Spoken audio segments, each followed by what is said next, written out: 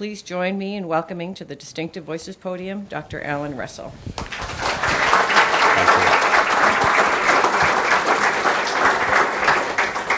Thank you very much. I can assure you that the highlight of the evening will be that introduction, which is far too generous, and I need to make sure that I have to have it fact-checked, probably. I'm going to talk this evening about the field of regenerative medicine, and I have to say that I've talked about this all over the world, but I'm not sure I've ever talked about it in such an exquisite setting with the sunset going down. It's really just lovely to be here.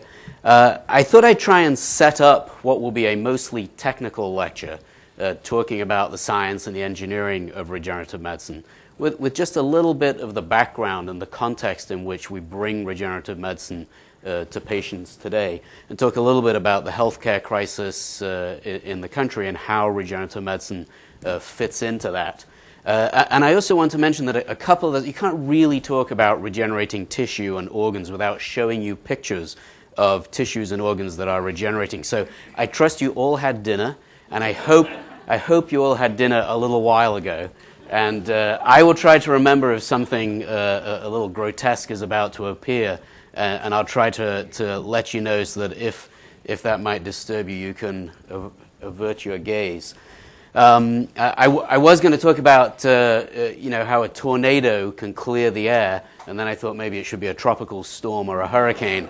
But either way, if you think about regenerative medicine as this really incredible force that's coming to play right now, it is happening in the middle of a storm.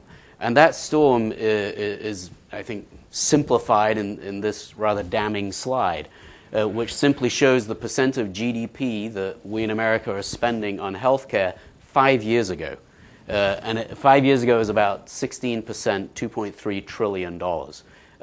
It's only getting worse.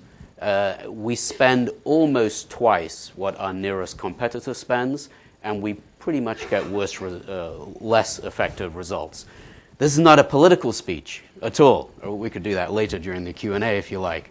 But it's really a talk about how do you actually harness the power of science and engineering to change the paradigm of how you treat patients in a way that can impact that slide.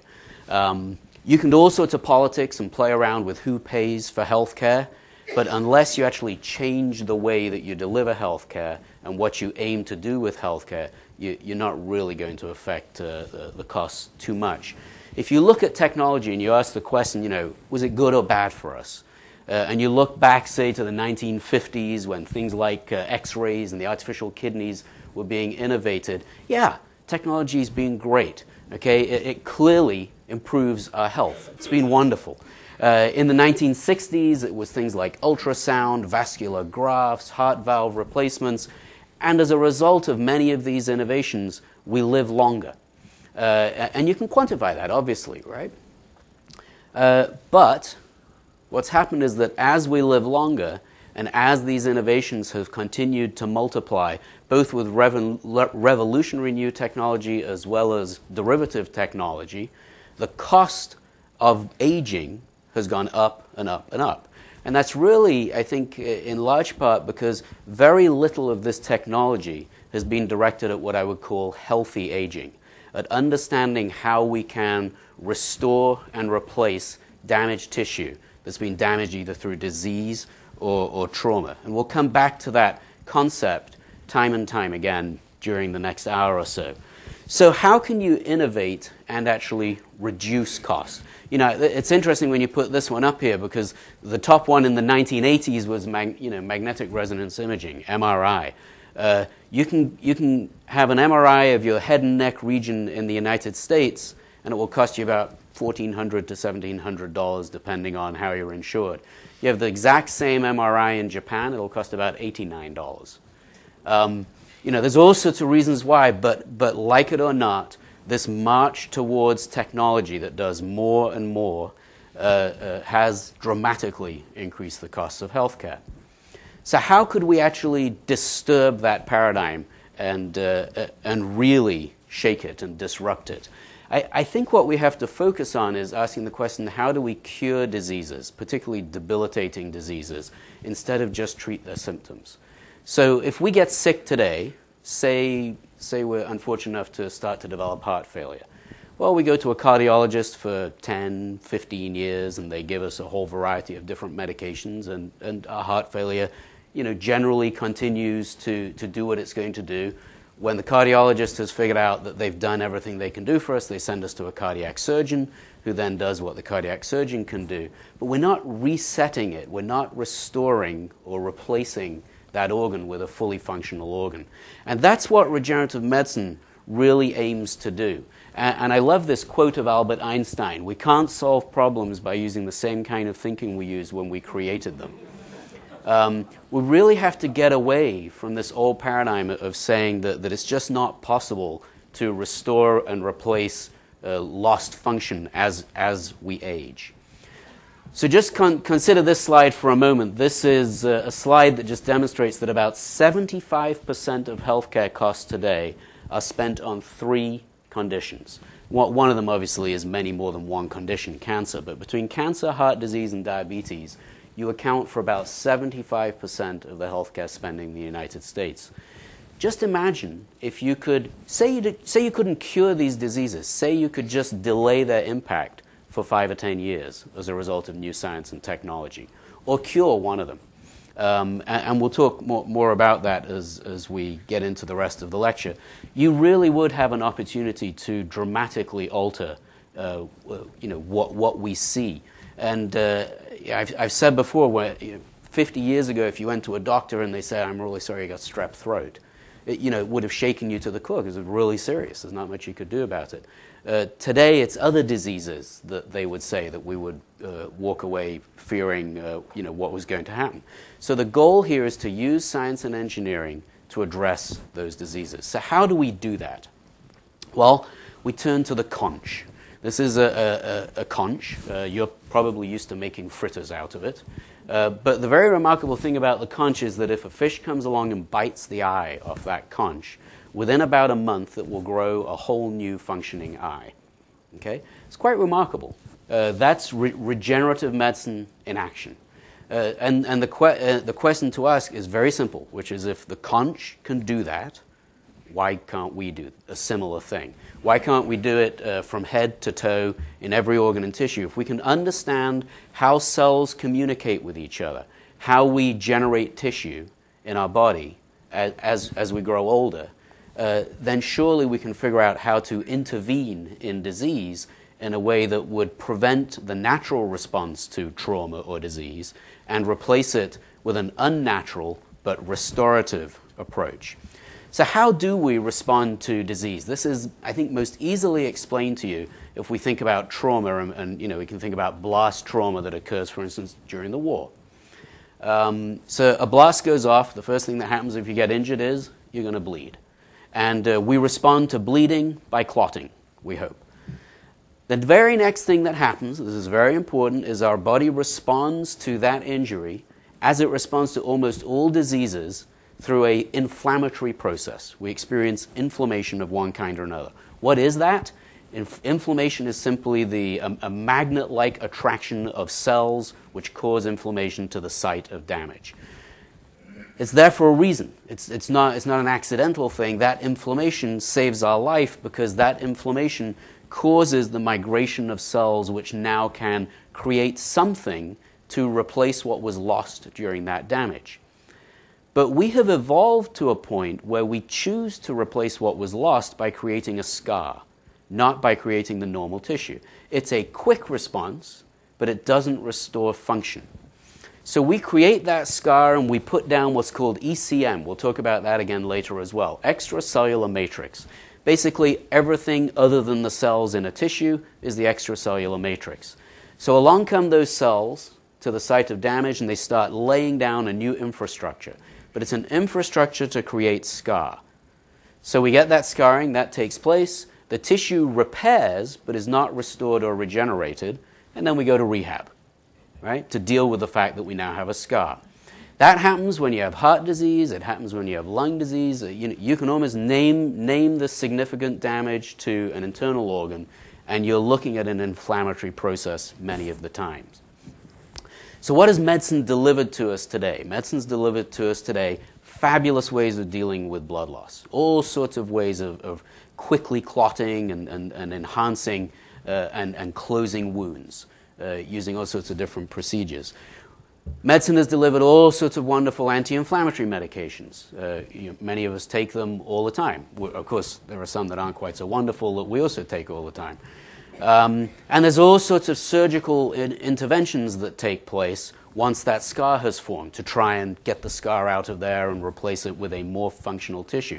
But it's all designed, all of those techniques are designed to treat the symptoms of the damage that was done. They're not designed to restore. So what could you actually do to restore something? Well, what you would do is you would try and understand this part of the process where the inflammatory cells are rushing to the site of damage. And, this sounds rather glib and simple, but you would just design a system where you, rather than have inflammatory cells go there, you have other cells that go there that will do something good as opposed to something bad. And that is regenerative medicine. It's trying to understand how to encourage the migration of regenerative cells to a site of damage instead of inflammatory cells. If you can do that, you don't need all the rest, okay? Because you've now restored function. So what does this look like? What does regeneration look like? This one's really interesting. I encourage you to watch it. But we're going to look at a salamander experiencing a pair of scissors. Why are we doing that? Because when you cut the leg off a salamander with a pair of scissors, or any other way, the leg grows back. And we're actually going to look at a time-lapse video that was put out in a 1-hour special that National Geographic did on regenerative medicine this year, which was it's really a phenomenal show, very well done. We're going to look at the little clip they did here. So here's the friendly salamander. I'm assured that it was anesthetized at the time. And here it is with one leg. Okay, it's not so unhappy because it knows it's going to grow a new leg. This is the little stub here. And what happens then is when that leg is severed in a salamander, a whole host of cells start to migrate, stem cells start to migrate to that site of damage. And they begin to work with each other to develop new blood vessels, to develop new nerves, and to regrow with this so-called blastema. Okay, this cluster of cells is called a blastema, to regrow that limb. And you're going to see, if I don't get too bored and stop it before, you're going to actually see it in time-lapse over 3 weeks, 6 weeks, and 12 weeks, get back to the point where it has a fully functional limb. Okay? So the issue here is, why can't we understand how to create those magnets, those same magnets at a site of damage that will cause that to take place? The stem cells exist in our body. We're going to talk about stem cells in a moment and kind of go through the different kinds of stem cells that there are. So you can see here the salamander's looking much happier, I'm sure, probably just until right after the video was taken. So we'll get out of here. National Geographic then grew an arm on a human, which I think is a little ridiculous, but we won't talk more about that one. So how can you do that? How can you actually intervene in that relationship that cells have with damaged sites? There really aren't, if you think about it, there are not going to be that many ways of doing it. Well, obviously one can use cells. One can understand the cell biology, we'll talk more about that, and then inject cells or introduce cells into the body to get that to take place. One can also use materials, degradable materials, plastics. We're very familiar with them, degradable sutures. Just imagine that instead of a suture that left you with a little scar where you had that suture, you had a suture that, as it degraded, told the body, don't make scar, make tissue, and then you would have scarless wound healing from that degradable material. We'll talk much more about that. And you can do it with machines. You can rest an organ function, perhaps, to allow the body to heal. And I think there's a couple of slides at the end about that concept. So today we're going to talk about where the field is today and where it's heading in the future. And my guess is that most of you will be a little surprised and you'll walk away and you'll say, I can't believe I never heard that stuff before. But from today forward, when you do hear it, you'll remember that actually the field is quite far along. So we're going to start out with a very brief biology lesson. And again, this is not a lecture in ethics or a lecture in politics. It's just a simple biology lesson about the kinds of cells that have the potential to do the kinds of things that I'm talking about here. The first thing is that we have our own cells. So if you think about our life, just imagine you're drinking coffee or eating a bag of chips or whatever, and you're ruining your digestive lining in the process. If we weren't full of cells that had the potential to regenerate that tissue on an ongoing basis, we would quickly be in deep trouble. Within a period of years, we replace every cell in our bones through stem cells that differentiate and turn into bone cells. So we have our own, as they're called, adult stem cells. And the idea would be perhaps we could use some of those for disease. We have normal cells. I have skin cells. Might I be able to use skin cells to create skin? There are embryonic stem cells. We'll talk more about those in a second, and induced pluripotent cells. So what is a stem cell? I think, here's a very formal definition of what a stem cell is. It's simply a cell that hasn't decided what it wants to be when it grows up yet. And it intends to stay that way until it receives a clear instruction as to what it's supposed to do, as to where it would be most useful. And we'll come back to that in a moment. We talk about stem cells in a variety of different ways, but the words that you often hear about are the potency of a stem cell. So if a stem cell can become one or two tissues, it might be called unipotent. If a stem cell has the capacity to make all sorts of different kinds of cells, it's called pluripotent. We'll talk more about that. And if a stem cell can make absolutely anything, it's called totipotent. So you may think, well, I want totipotent cells. Clearly they're going to be the best, but we'll get to that later as well. The human embryonic stem cell is taken from a blastocyst, a human embryo at about 5 days old. And within that cluster of cells, which is the blastocyst, 2 or 3 cells within that cell body have the potential to become any other cell in the body. And when this was sort of first proven, there was a lot of excitement because of the idea that if you took those cells, you can now grow anything and repair any disease.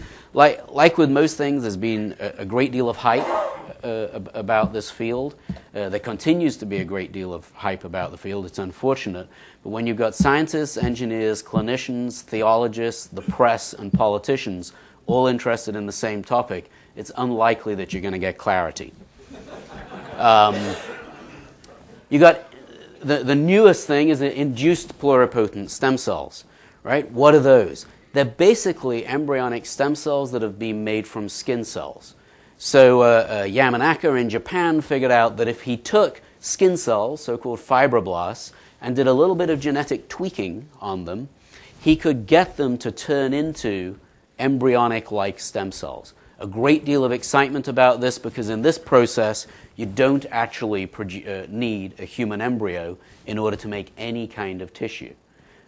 One of the challenges, however, although it's not on this slide for obvious reasons, is that you could take those cells and perhaps make a baby. And that's a whole series of ethical issues in and of itself. So what do we know about these multipotent adult stem cells? And I'm going to go into these in a little bit more detail because many of the stories, many of the vignettes that I'm going to share with you are about the use of adult-derived stem cells. The thing that I want to sort of push the most to you is that we're still learning. Okay? Until quite recently, people didn't really think that adult stem cells were going to be that useful. And there still today is a lot of disagreement on how to define what they are, how to define what they do, how to make them, how to purify them, and how to use them. And so the one thing that is very clear is we don't know what kind of cell will be the best cell to treat which disease today. And anyone that tells you that they do probably has a favorite cell for some other reason. We're going to talk a little later in particular about stem cells that can create fat, bone, muscle, or cartilage, so-called MSCs, mesenchymal stem cells. There are lots of other kinds of adult stem cells. I'm not sure if I included a couple of slides about blood-producing stem cells, the hematopoietic stem cells. We've been very interested in them in my own lab in trying to make black box bioreactors that can produce blood. I thought you might be interested to see what adult stem cells look like as they go through a decision to become something else. So these are adult-derived, muscle-derived stem cells. So these are turning into muscle fibers as you're looking at them. And if you noticed, they started out very small, and they start to generate long spindles and essentially start to create muscle. It's just an interesting video. Most of the time you talk about cells in the abstract, and there isn't a really good sense of what they look like and what they do. So I think the best way to explain regenerative medicine to you is to just pick some things that are quite far along in the clinical development process and just show you what's being done. I'm going to do that in some cases with a single slide. In other cases, if they're really lucky, maybe I'll give it 3 or 4 slides. And we're going to talk about cells, we're going to talk about materials, and we're going to talk about machines and what's happening. The thing that I really want you to remember is that each one of these stories, where I'm just showing you the end result, was preceded by 10 to 25 years of work. And I'm just showing you a few pictures at the end. It's really important to get that in mind. Again, it must be my dry English humor, but I like to say it's not rocket science, but it is brain surgery. So we'll start with the brain. And I think the first thing that I'm going to show you here will surprise you. It surprised me when I first heard about it. I'm going to point out first the headlines are pretty clear. Brain repair, doctors perform first human brain cell transplant. The thing you might not be able to see is the date, 1998. Okay? In 1998, Doug Konziolka, that's a picture of Doug right there at the University of Pittsburgh. Yes, I have a bias. Injected neuronal cells, injected nerve cells, into the brains of patients that had had a stroke and asked the question, do they get better? Right? He was an incredibly brave neurosurgeon doing something that was really quite controversial because he produced those nerve cells by taking brain tumors and chemically treating them to turn them back into neurons. So there's a lot of controversy about that clinical trial at the time and what the risks were. But as with many surgeons dealing with patients who are very significantly debilitated, his feeling was, what do I and my patients have to lose by trying this? So he tried it, and this is a picture again of him injecting those cells, published a paper in a noted journal, Neurology, in the year 2000, describing the results of that first clinical trial of a brain cell transplant. And I'm just going to show you one of the results. I don't know exactly what it means, but it was interesting. So this is a picture, and they would show the patient this picture, and then they would close the book and ask the patient to draw the picture. Before the surgery, that's what the patient did. And 6 months after the surgery, that's what one of the patients in that clinical trial was able to do. It's a hint, just a hint that something useful might be going on. But, as is often the case in this field, the business of regenerative medicine caught up with the science at this point. The company went bankrupt, couldn't produce the cells anymore, and the clinical trial stopped at the end of phase 1, where they had shown safety, but not yet shown statistically that it would work. It's taken 10 years, but Doug is now restarting a clinical trial with a new company that has some new cells that are produced in a completely different way. So here you have a physician that's saying, I'm just going to give this a try. And in a rather sort of interesting twist here, because it doesn't usually go this way, a large cluster of scientists then said, well, if it works in people, maybe it should work in rats. And now you see all sorts of papers popping up doing sort of interesting science, injecting some cases human cells and in some cases rodent cells into the brains of rats and asking what's going on and how's it happening. And we see that quite a bit. I mean, I think that healthy tension between a clinician that wants to do something and an engineer or a scientist that wants to understand something can be quite interesting at times. So I'm going to jump right to some of the most modern things, and that's the use of what are called mesenchymal stem cells. Many of you may have sort of heard on the news about people that want to have heart failure treated with the injection of cells, many other kinds of things, and you may have heard of health tourism, where people are being convinced to go and spend usually $20,000 to $30,000 to go to Thailand or somewhere and be injected with cells. The cells that are being used are mesenchymal stem cells. They're the cells that we talked about before that can make nerve, bone, cartilage, muscle, fat, and a variety of other tissues. The remarkable thing about those cells is that they're really just little balls of anti-inflammatory drugs. And the amazing thing is that if you were to give me your mesenchymal stem cells, my immune system wouldn't recognize them. So they actually evade the immune system.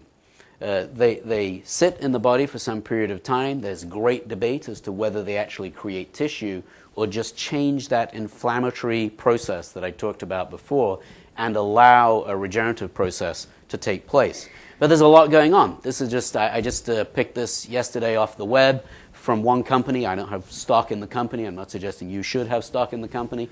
It's a drug called multi-stem, which is basically cultured mesenchymal stem cells that they then deliver to patients, and you can see that they have ongoing clinical trials in graft versus host disease, inflammatory bowel disease, heart attack, congestive heart failure, and stroke. A whole variety of different things. Using, in this case, cells probably to change the environment in a tissue that you're looking for a restorative response in, rather than to actually create new tissue from those cells. I'll give you another example. This one I think is I'm biased again, but this one I think is really exciting. Phenomenally exciting. Juvenile diabetes. My guess is in an audience of this size, many of you will either know, or some of you may even have struggled with juvenile diabetes. It can be a very devastating disease. A lot of people over many years have looked at the idea of how could you use cells to treat this disease. So the disease destroys islets of Langerhans inside the pancreas. Those are the cells that produce insulin. And so people for years have tried to take pancreatic cells and inject them into patients who can't produce insulin, asking the question, can you now produce insulin? What that process doesn't do is change the underlying process. That is, treating the symptom again. The symptom again is we can't produce insulin, so let's just give insulin. We'll give it in a new way using cells, but we'll still give insulin. The truly regenerative way would be to say, why can't you produce insulin? And in this case, there's an autoimmune disease taking place. And so how can we re-engineer the immune system so we no longer reject pancreatic islets and destroy them inside our body? So what Massimo Trucco has done at Children's Hospital in Pittsburgh is came up with a really clever idea to say, let's take the patient's immune cells, let's do some genetic engineering, and here there's 25 years of science behind why he came up with this idea. Let's do some genetic engineering on those immune cells and now re-inject them into the lymph nodes close to the pancreas. Those would be the lymph nodes that would be producing the cells that cause the damage to the islets, and let's cut that off so that those lymph nodes won't choose to do the damage anymore.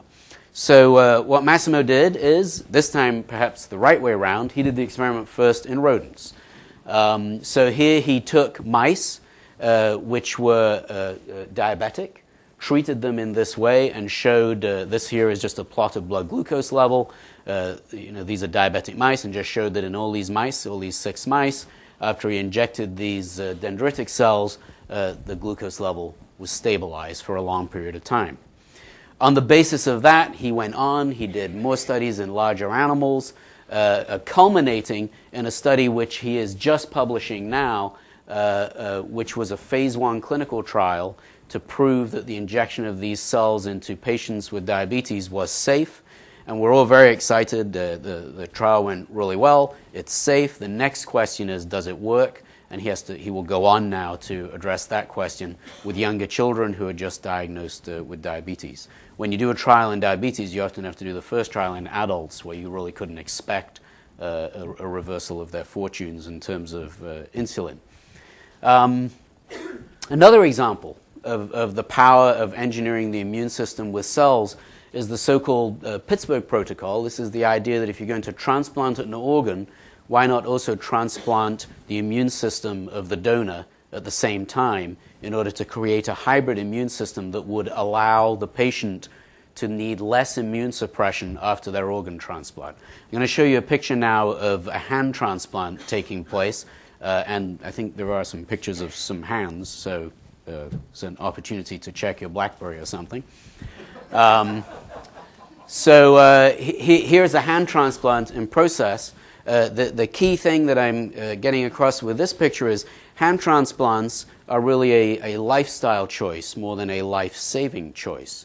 So if you're going to give someone immune suppression, very toxic drugs for the rest of their life in order to do this, there's a lot of ethical questions.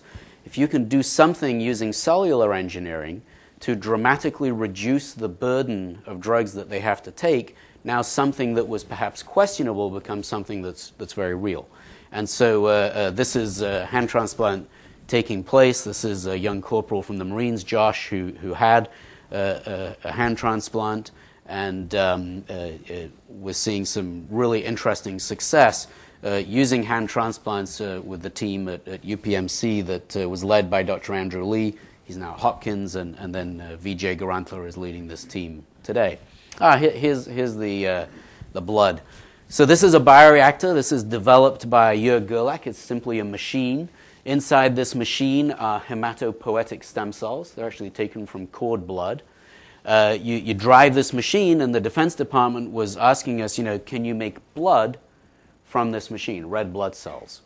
So you start with stem cells. Can you just pour out red blood? The answer is yes. It's quite exciting. That's actually red blood cells made inside that device from stem cells. There's a bit of a problem because it costs about $3.5 million for that little bag. But we're convinced that with a little bit more investment, the price can come down, and away we go. So Jim Funderburg has done some amazing work looking at the use of cells. In this case, his interest is in the eye. There's a great deal of interest in doing regeneration inside the eye. It's a almost ideal environment in which to try to do regenerative medicine because the eye is immune privileged. So you can take all sorts of different cells and put them in the eye, and they won't be rejected. In Jim's case, he's interested in restoring cornea. So if you have a cloudy cornea, rather than a cornea transplant, he's interested in, can I inject that cornea with cells that would sort of declarify that area, take away the cloudiness, and relay down a functional and effective cornea. This experiment is in a rodent again, but I think could quite quickly head to the clinic, because what he did is he took human corneal stem cells. He was the person that first discovered true human corneal stem cells, and injected them into the eyes of mice that had been engineered to have cloudy corneas. And this plot here, you don't need to understand the details, basically shows that when you do that, those corneas become clear. Those human corneal stem cells repair and replace that damaged cornea with a functioning one. So they're very excited now about taking those human cells through the regulatory process and trying that as a way to treat corneal disease.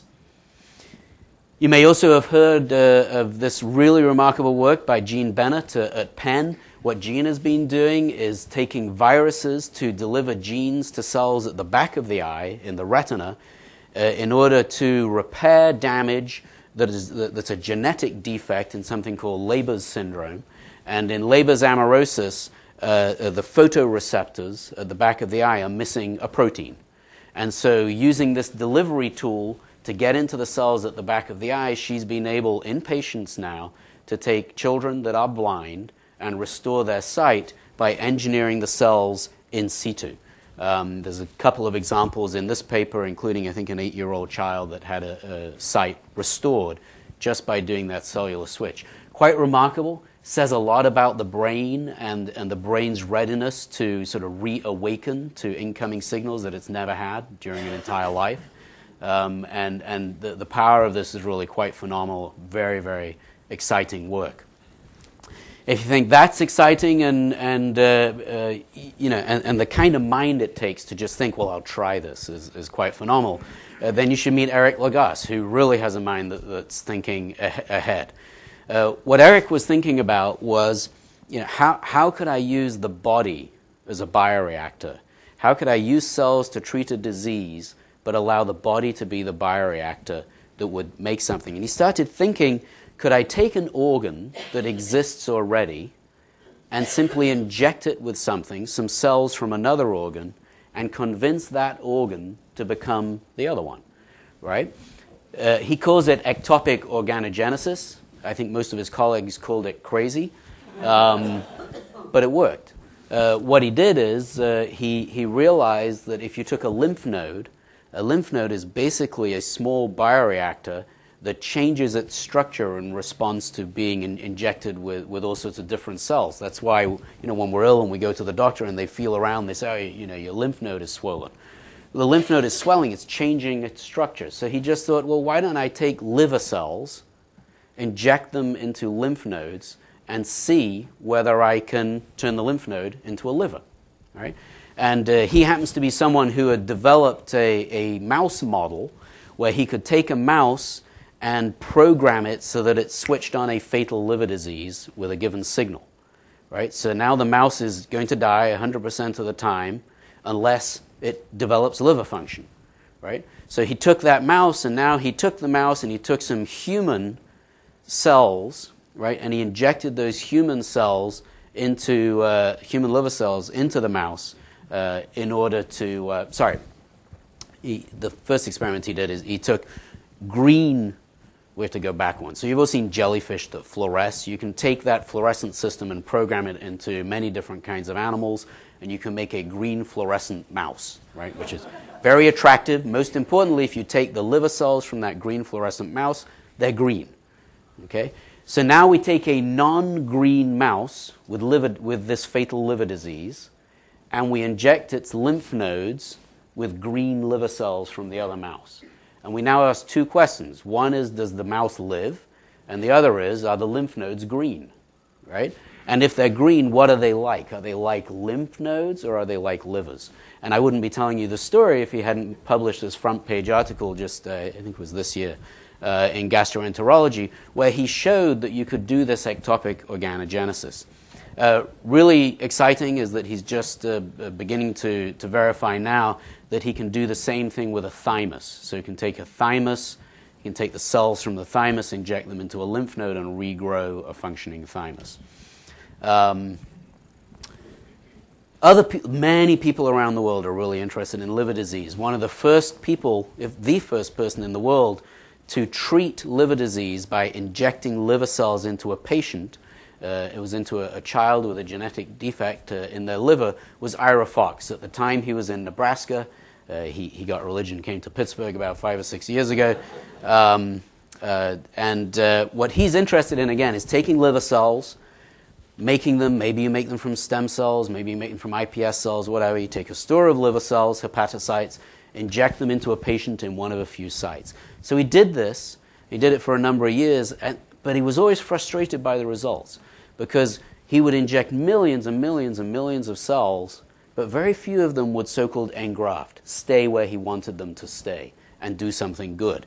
So he spent about 15 to 20 years trying to figure out how and why and what he could do about it. And he came up with a really cool idea. And that was simply, let's damage the liver before we inject the cells. Let's see if that's necessary in order for those cells to want to engraft and create a pressure for them to do so. What this picture is a liver. This is a mouse liver. Okay?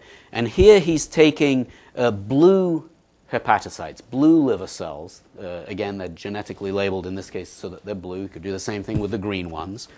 And in this case, he has irradiated with radiation this part of the liver and left that part alone before he injected these cells.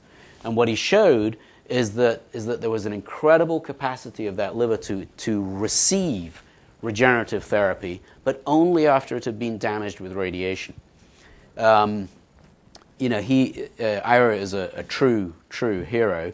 He went on. He's done large animal studies using very complex ways to map out how he irradiates what part of the liver.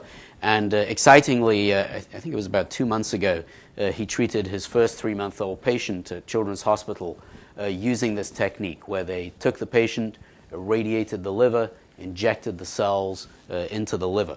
The patient survived, thrived enough to make it to a transplant, and is now doing well. Of course, the big question will be when you start doing this and learning how many cells you can deliver and how to get it to work, can you actually avoid the need for a transplant? But that's a little ways off. So that's cells.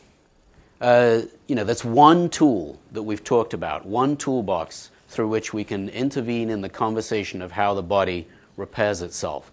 Another toolbox that I briefly referred to, but I'll now go through in a little bit less detail, but enough, I think, to interest you, was this area of using degradable materials. And this is an area that is commonly called tissue engineering.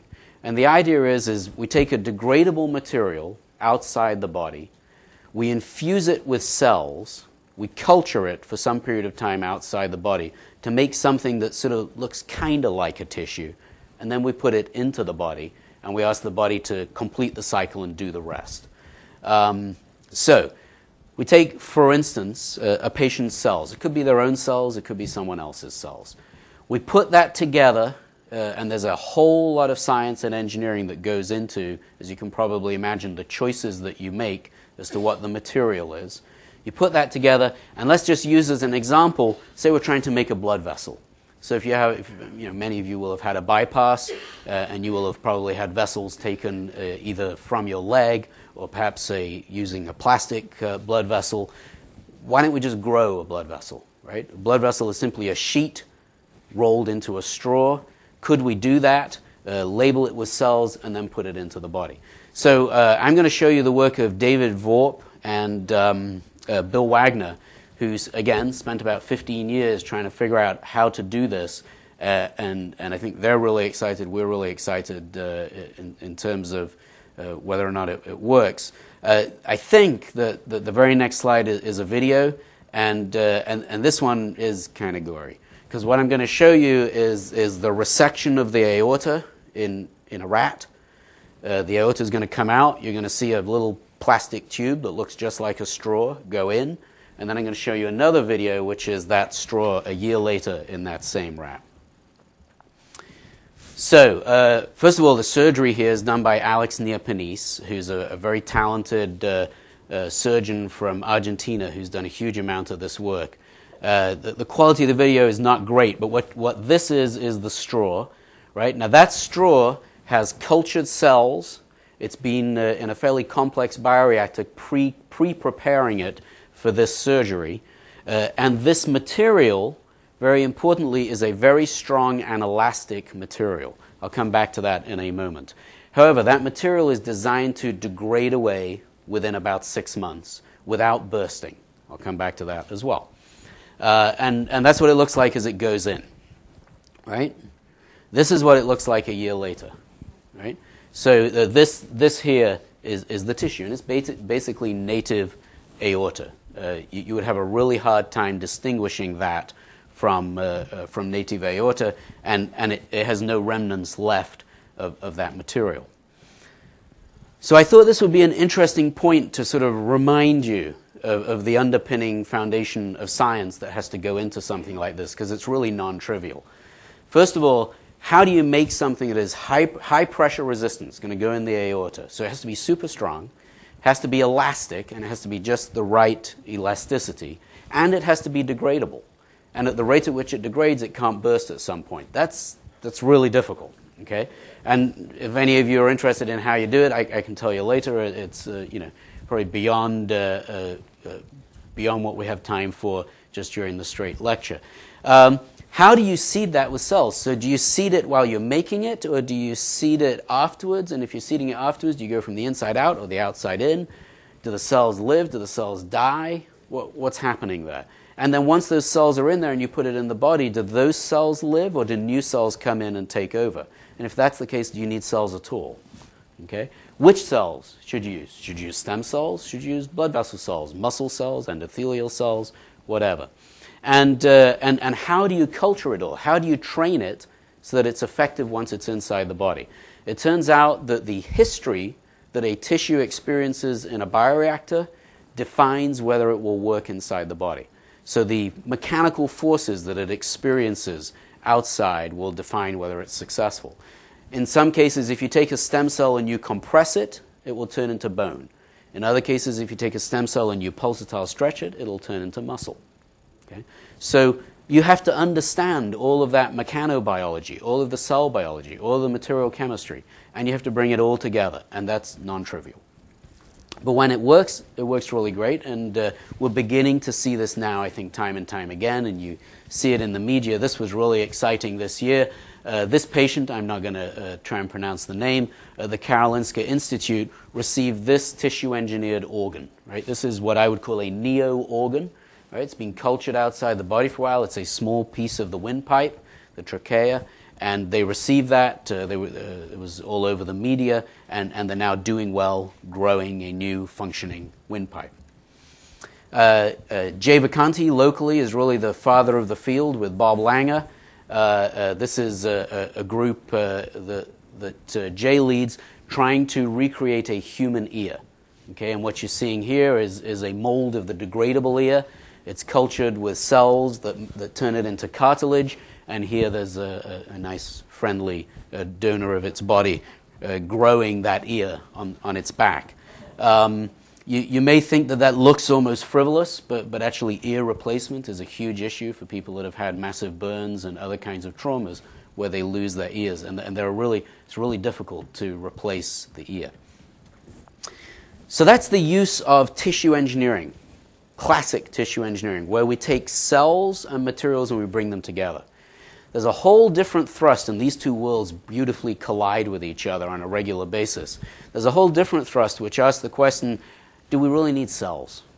Do we know enough to actually use cells, or should we be trying something else? And one of the things that's often been thought of is, can we use natural degradable materials, take them from nature, and then reposition them in the body in order to induce some kind of positive response that the body wouldn't normally do. Remember that initial slide where we talked about how do you get the right cells to migrate to the site of damage? So the question here is, can we just take a natural material that will act as a magnet, and wherever we put that same material in the body, it will recreate tissue that is specific to where we put it, not tissue that was specific to where we took it from. So Steve Badalak, a number of years ago now, about 15 years ago, decided to give this a try. And again, at the time, most people would have thought this was crazy. But he decided to say, okay, I'm going to take a tissue.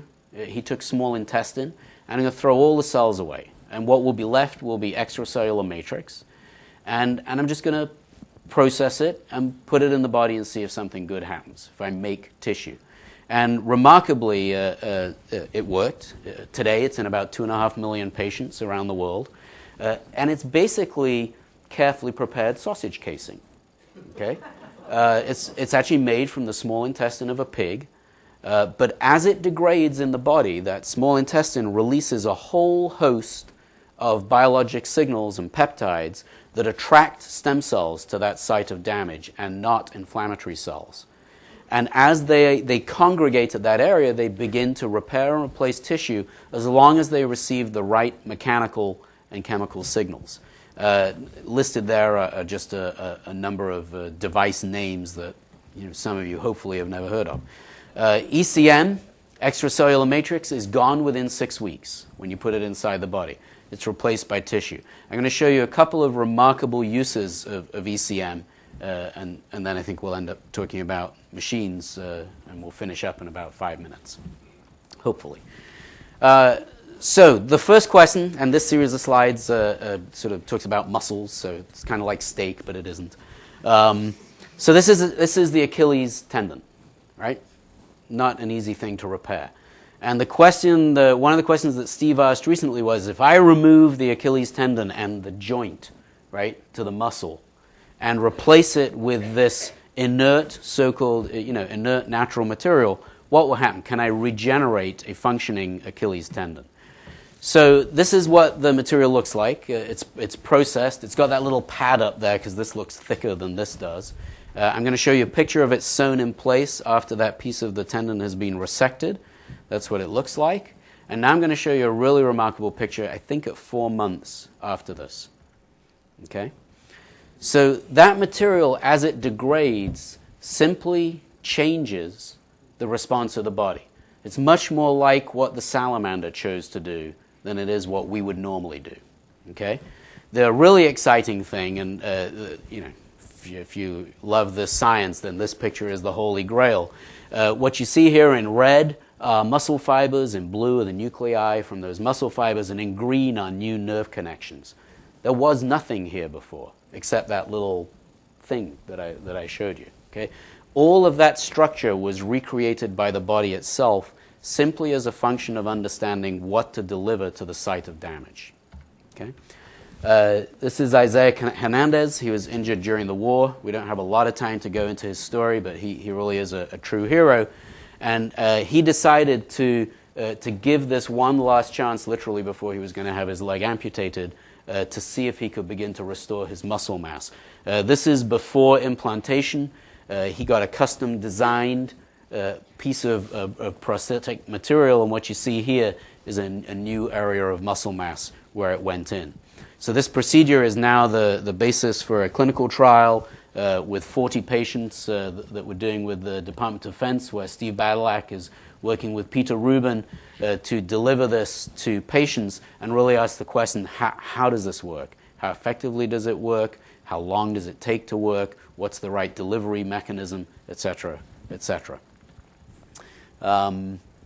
Another sort of short story, perhaps even more amazing and really interesting, I think, you'll find this one very interesting, is in the treatment of esophageal disease and esophageal cancer. So what you're looking at here is a normal esophagus. And what you're looking at here is so-called Barrett's esophagus, the precancerous lesion that occurs before you end up with a tumor. The tumor's there at the end. Unfortunately,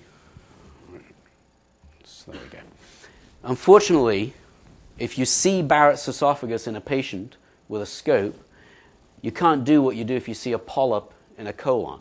If you see a polyp, which is a precancerous lesion in the colon, you take it out.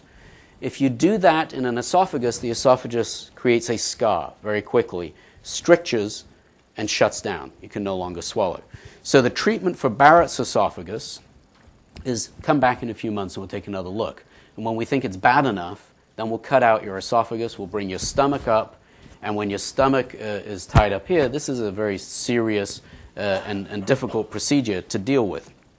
It's serious because the morbidity rate is on the order of 40%, and the mortality rate is on the order of 5 to 20%, just from the procedure, right? And obviously it's not a great quality of life. So what's the problem? The problem is scar formation. Well, we already talked about the use of ECM as a way to deal with scar formation, as a way to try and get the body to heal versus scar.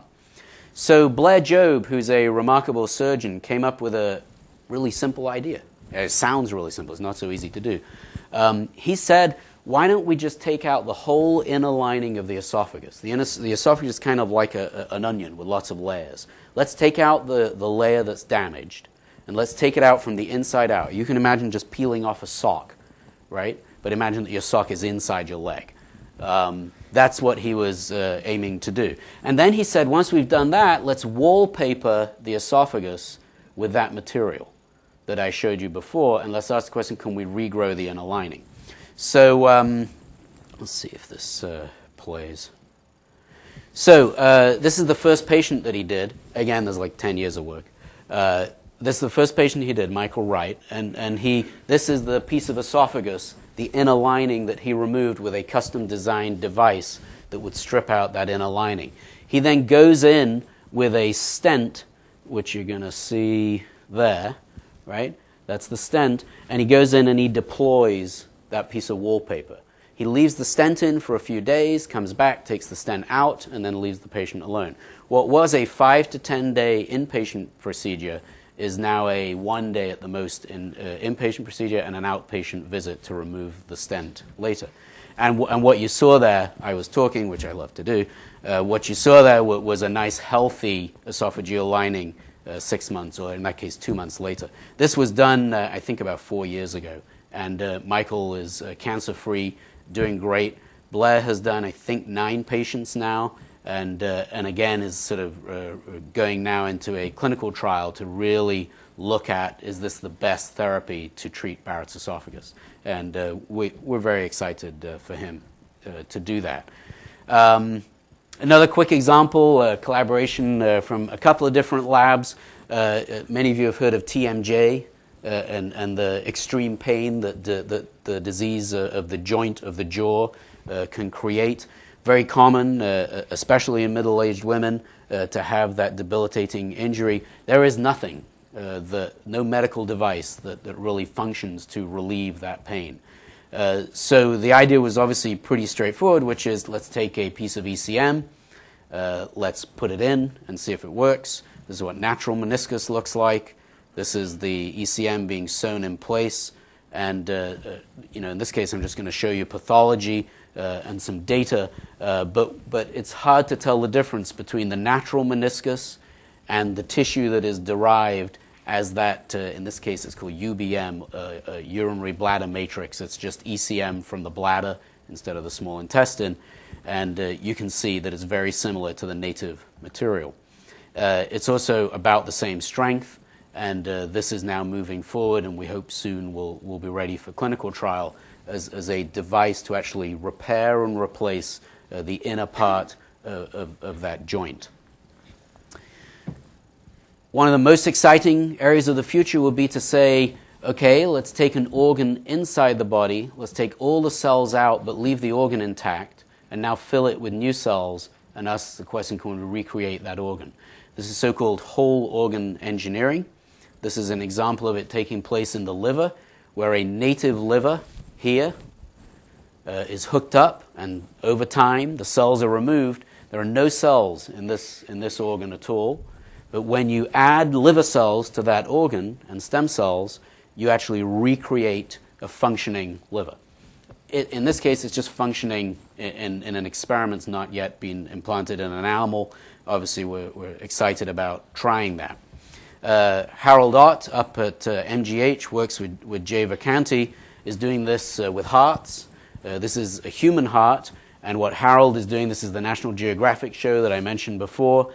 What Harold is doing here is removing all of the cells from a human heart, and then you're going to see new cells being injected into that heart, and you'll actually see that it looks like the heart is beating. It really isn't. It's just that the pump is pumping in a cyclical way to create the stresses. So that's the acellular heart, right? There are no cells in there in that whole organ, and then he hooks it up and he fills it with cells, hopefully of the right kind, and in that bioreactor now, they're just using a pump to create that motion. But it's really exciting stuff. And I think the field is going to see a lot of this. This seems to be one of the areas of the most intense work. So let me just finish up with 2 slides about machines, artificial organs. And I'm just going to talk a little bit about artificial hearts. And I'm going to just tell the story for a specific reason, but just to lay it out for you really quickly. There's been a huge growth in both the complexity of artificial hearts and their success in patients. You can see here the North American artificial heart implant history. This one is for pediatric patients. There's not many children, but as these hearts get smaller and smaller. I think everybody probably heard about Dick Cheney, who is alive today with an artificial heart. Okay, you may not know what it looks like. It looks like this.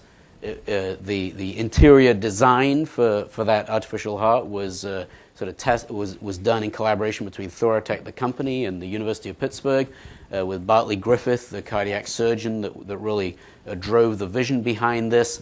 It is not a pump, right? It doesn't pump. It's actually a propeller, and the propeller rotates and pumps the blood without a pulse. So if you went up to Dick and you felt his pulse, you wouldn't have one.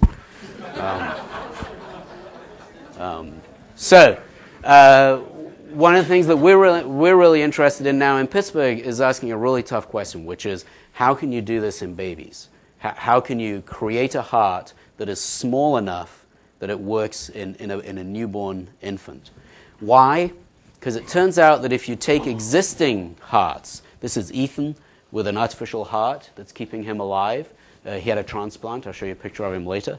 But 20% of kids that are on those devices recover, right? Why? No one really knows. But undoubtedly, if you rest the organ, it kind of goes along with the principle. If you let the organ rest, give it time to recover, it can heal. And no one really knows yet what the capacity of children is to do that. No one's ever done a study where they inject stem cells into the heart and fit it with a device to see if that increases the percentage. So we're trying to design artificial hearts that will be much less damaging to these babies. This is the world's smallest artificial heart. It's currently being tested in lambs, and the goal is to get that into patients probably within another 5 years. This is a picture of all patients who were treated with these artificial hearts and then had transplants, riding motorcycles, driving cars, and mowing the lawn. And Peter Weirden is just one of the most amazing physician, scientist, surgeons that you could ever wish to meet. And his dedication to these children is just amazing. So we're going to close up there. My guess is that you've been surprised by just how far along much of this is. Don't be naive about how far there is to go. Just because it looks great, it isn't. There's a long, long way to go before this really changes everybody's lives. The technology is moving at such a pace that no one can even keep current. Someone said once that technology is doubling every 2 to 4 years. If that's the case, it means that our graduate students, by the second year of their training, half of what we taught them is out of date. Okay, and it really is like that. This field is like that. It's a phenomenally challenging field. But I think what's really clear is that as long as we resist the hype versus hope issue, and as long as we don't overhype this and pay attention to the details and the science, I think our children will face a very different future. So I'll end there and answer any questions. Thanks very much.